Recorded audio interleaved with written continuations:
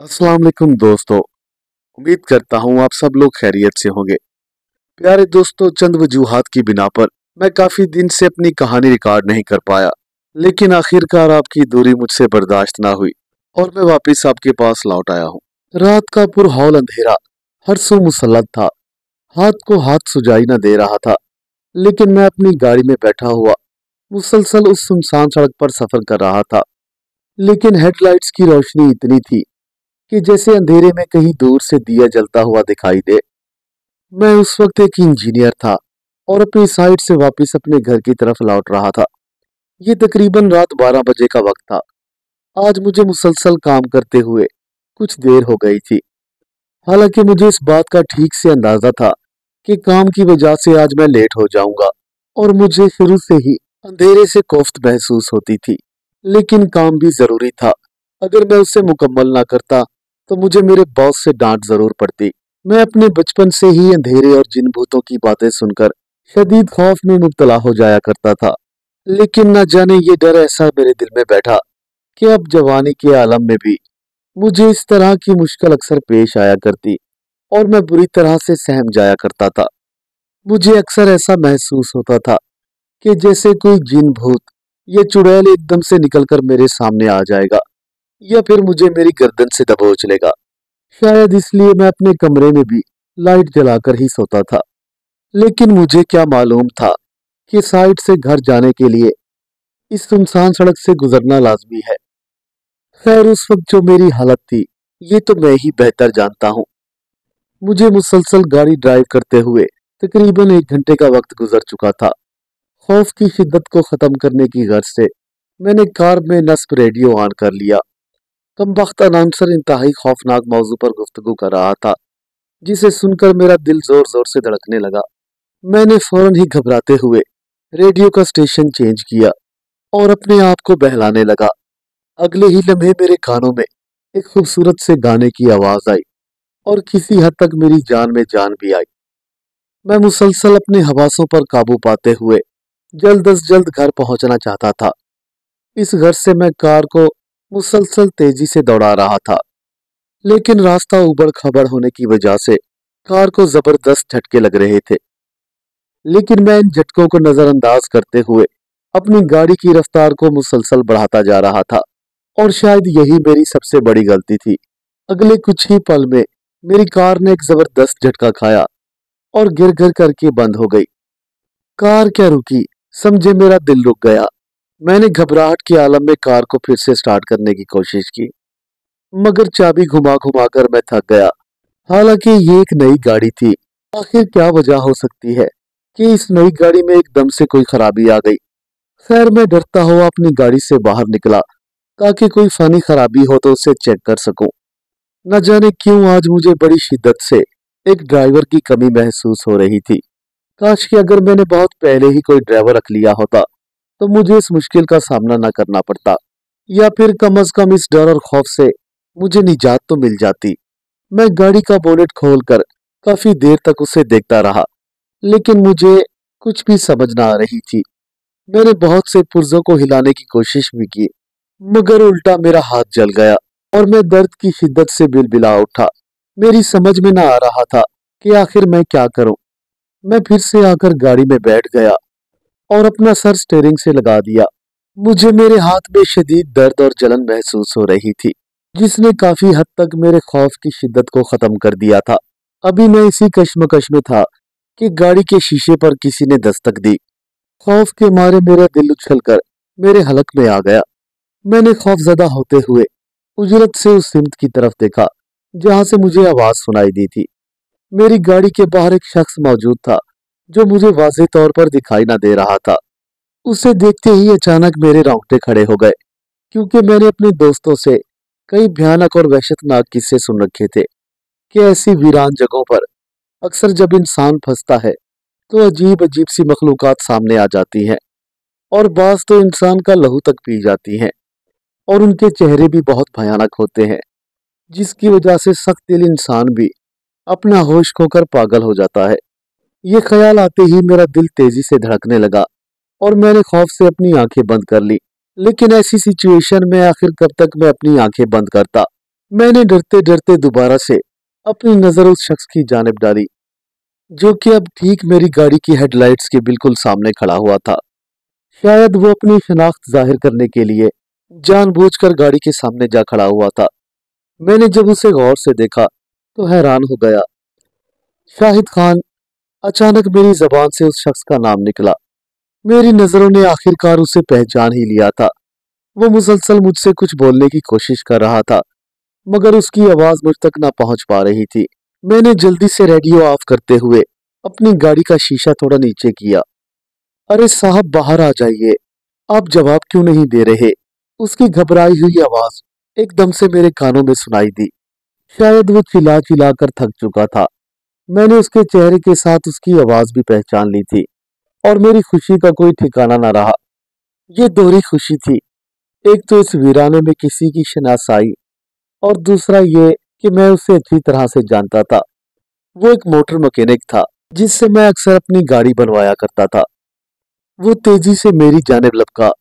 अरे खुदा का शुक्र है साहब, आपने मेरी आवाज सुन ली। मुझे तो ऐसा लग रहा था कि आप मुझे अपनी गाड़ी के नीचे ही रोक डालेंगे।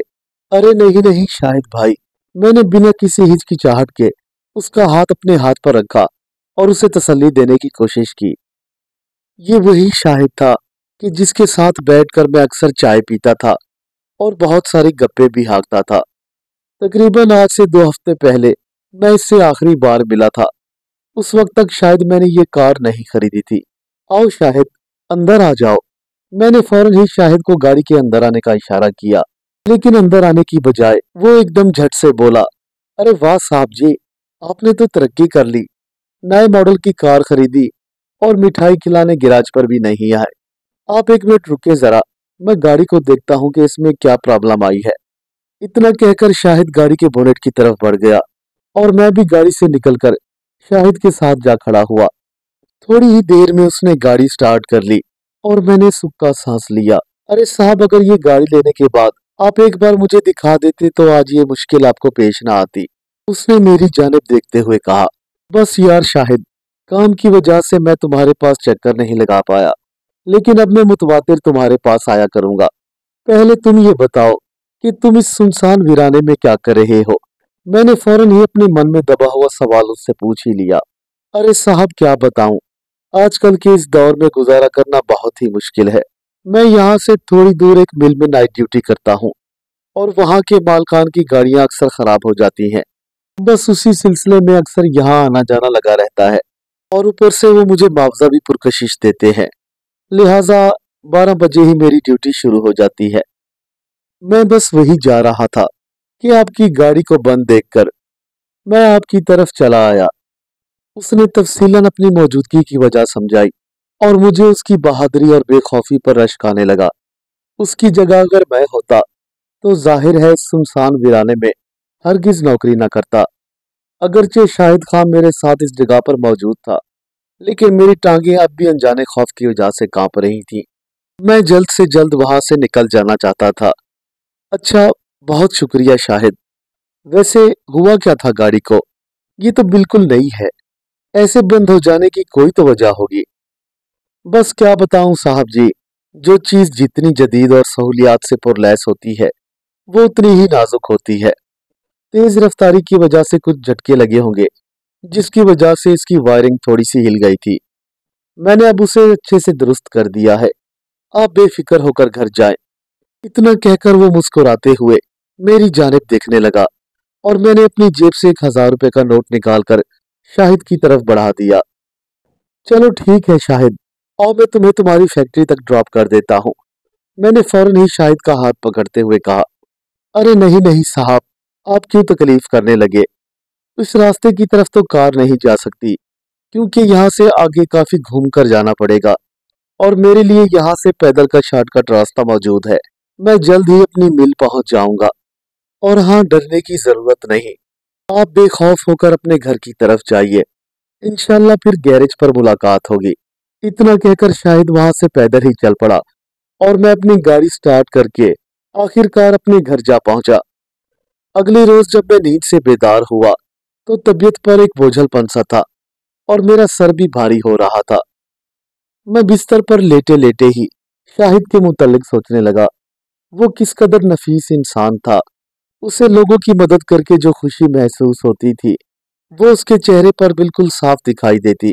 मैंने एक गहरी सांस ली और छत की जानिब देखने लगा। वाह मेरे खुदाया, तूने कैसे कैसे लोग बनाए हैं जो बिना किसी मतलब के तेरी मखलूक की मदद करते हैं। फिर मुझे याद आया कि गुज़िश्ता रात शाहिद ने जाते हुए वो 1000 का नोट दोबारा मेरी गाड़ी में रख दिया था। ये ख्याल आते ही मैं फौरन अपने बिस्तर से उठ गया और अपने जहन में तरकीब बनाने लगा कि आज साइट पर जाने से पहले मैं शाहिद के गैरेज जाऊंगा और उसकी इस नेकी का शुक्रिया अदा करूंगा। लेकिन मुझे हैरानी उस वक्त हुई जब मैंने शाहिद के गैराज को बंद देखा। हालांकि ये गैरेज तो एतवार को भी खुलता था, न जाने फिर आज ये क्यों बंद था। मैंने गैरेज के बाहर खड़े हुए अपने आसपास नजर दौड़ाई, लेकिन वहां कोई भी मौजूद न था। इसी शशोपंज में मुझे एक शख्स गुजरता हुआ नजर आया और मैंने जल्दी से उसे रोका। अरे भाई साहब, ये शाहिद का गैरेज क्यों बंद है? मेरी ये बात सुनकर उस शख्स ने एक गहरी सांस ली। साहब जी, मैं इस इलाके में नया हूँ। मुझे तो बस इतना मालूम है कि इस गैरेज का मालिक किसी एक्सीडेंट में जख्मी हो गया है। उस शख्स ने बड़ी लापरवाही से अपना सर खुजाते हुए कहा और मैं हैरानी भरी नजरों से उसके जानिब देखने लगा। शाहिद और जख्मी? शाहिद का एक्सीडेंट हुआ है? कब? कैसे हुआ? उसकी ये बात सुनकर मैं एक लम्हे को बौखला गया, क्योंकि कल रात तो मैंने उससे मुलाकात की थी और इस शख्स के मुताबिक उसका एक हफ्ते पहले ही एक्सीडेंट हुआ था। ये तुम क्या कह रहे हो? मेरी कल रात ही तो उससे मुलाकात हुई है, मैंने एकदम से उस शख्स को झिझोड़ते हुए कहा। लेकिन वो मुझे पागल समझते हुए हैरानी से मेरी जानिब देखता रहा। अरे साहब, मैं सच कह रहा हूँ। आज से तकरीबन एक हफ्ता पहले इस गैरेज वाले की बहन की शादी थी और वो अपने दोस्तों के साथ कहीं जा रहा था। रास्ते में न जाने क्या हुआ कि उसकी गाड़ी बेकाबू होकर उलट गई और तमाम सवार बुरी तरह से जख्मी हो गए। बस उस दिन के बाद उसने अपना गैरेज नहीं खोला। शायद वो अब भी मुकम्मल सेहतयाब ना हुआ हो। मैं जितना जानता था आपको बता चुका हूँ। इतना कहकर वो शख्स आगे निकल गया और मैं परेशानी के आलम में उसे जाता हुआ देखने लगा। उस शख्स ने लाइल्मी का इजहार करने के बावजूद अच्छी खासी तफसील से आगाह कर दिया था और मैं ये तहय्युर अंगेज खबर सुनकर जैसे सकते में चला गया था। मैं हैरान था कि पिछले 2 हफ्तों में इतना कुछ हो गया कि मुझे भिनक तक ना पड़ी। मैं अपनी गाड़ी में तो आकर बैठ गया था, लेकिन मेरा जहन अब भी शाहिद खां की तरफ अटका हुआ था। मैंने उजलत में गाड़ी स्टार्ट की और अपनी साइड की तरफ निकल पड़ा। थोड़ी ही देर बाद मैं उसी जगह मौजूद था जहां पर गुज़िश्ता रात मेरी शाहिद खां से मुलाकात हुई थी। मुझे बस अब वो मिल तलाश करनी थी कि जहां उसने मुझे काम करने का बताया था। मैं जानता था कि दिन के वक्त वहां मौजूद नहीं होगा, मगर मेरे कल्बी लगाव ने मुझे बेचैन किए रखा था। मेरा दिमाग तो जैसे काम करना ही छोड़ गया था। मैं जल्द से जल्द इस बात की तहकीक करना चाहता था कि वाकई शाहिद खां का एक्सीडेंट हुआ है या नहीं। खैर, उस जगह पहुंचकर मैं अपनी कार से उतरा और जिस तरफ शाहिद खान ने मिल की निशानदही की थी उस तरफ आहिस्ता आहिस्ता चलने लगा। जब मैं थोड़ी दूर गया तो ये देखकर शशतर रह गया कि वहां दूर तक एक चटियल मैदान था और किसी भी मिल का कोई तस्वुर न था। दूर दूर तक बंजर जमीनें थीं, जिन्हें देखकर मेरा दिमाग साए साए करने लगा। ये सब भला कैसे मुमकिन हो सकता है? मैं अभी इसी सोच में था और फिर अचानक मेरी नजर दाएं जाने पड़ी। ये क्या? खौफ से मेरी रूह तक कांप उठी। वहां हर तरफ कब्रें ही कब्रें थीं। जहां मेरी नजरें मिल को ढूंढ रही थीं, वहां एक वसी और अरीज कब्रिस्तान था और हर तरफ कब्रें ही कब्रें फैली हुई थीं और मैं अपनी दहशतज़दा निगाहों से उन कब्रों की जानिब देखे जा रहा था। अगले ही लम्हे मेरी आंखों ने जो देखा, मैं उस पर यकीन न कर पा रहा था। मेरे बिल्कुल ठीक सामने एक नई कब्र तैयार हुई थी, जिस पर कतबा लगा हुआ था, नाम शाहिद अली खान, वल्द अब्दुल हमीद खान, उम्र 36 साल, तारीख वफात 21 नवंबर 2004। मेरी आंखें फटी की फटी रह गईं। शाहिद खान की कब्र? भला ये कैसे हो सकता है? मेरे जहन में गुज़िश्ता रात की तमाम बातें किसी फिल्म की तरह चलने लगी। इसका मतलब शाहिद खान उस हादसे में जाँ बहक हो गया था, लेकिन वो वो कौन था जिसने मेरी गाड़ी ठीक की थी? मेरा फितरी खौफ न जाने एक पल को जैसे गायब हो गया था। शाहिद खान की मौत ने मुझे रंजीदा कर दिया था और मेरे जहन में एक मशहूर मुसन्निफ का एक जुमला उभरा, जब इंसान मर जाता है तो उसका जस्ते खाकी मिट्टी में मिल जाता है, मगर उसकी रूह आज़ाद होती है। हर रूह ने क़यामत तक मौजूद रहना है और तमाम रूहें आलम बरज़ख में मौजूद होती हैं। उन्हें मुकम्मल आज़ादी होती है कि वो हर जगह आ जा सके। असल बात यह है कि नेक रूहें आलम बरज़ख में पहुंच जाती हैं और बुरी रूहें अपने गलत अमाल की वजह से दुनिया में ही भटकती रहती हैं। इन बातों से मुझे बहुत कुछ समझ आ गया, लेकिन शाहिद खां तो मरकर भी मुझे नहीं भूला और गुज़िश्ता रात उसी ने ही मेरी मदद की थी। उसे याद करते ही मेरी आंखों में आंसू मढ़ आए और मैं उसकी कब्र पर बैठकर फातिहा खानी करने लगा। जरूरी नहीं कि हर बुरी रूह दुनिया में भटकती फिरे, शायद कुछ लोग तो मरकर भी अमर हो जाते हैं। जहां तक मैं जानता हूँ, शाहिद एक जन्नती इंसान था। अगर वो ना होता तो शायद इस सुनसान वीराने में मेरे साथ क्या हो जाता। आज भी जब मैं उस वाक़ये को याद करता हूँ तो मेरी आंखें अक्सर नम हो जाती हैं। उम्मीद करता हूँ मेरे दोस्तों को आज की कहानी पसंद आई होगी। हमारे चैनल को ज़्यादा से ज़्यादा सब्सक्राइब करें और वीडियो को अपने दोस्तों के साथ शेयर करना ना भूलें। मिलते हैं कल एक नई कहानी के साथ। तब तक के लिए अल्लाह हाफ़िज़।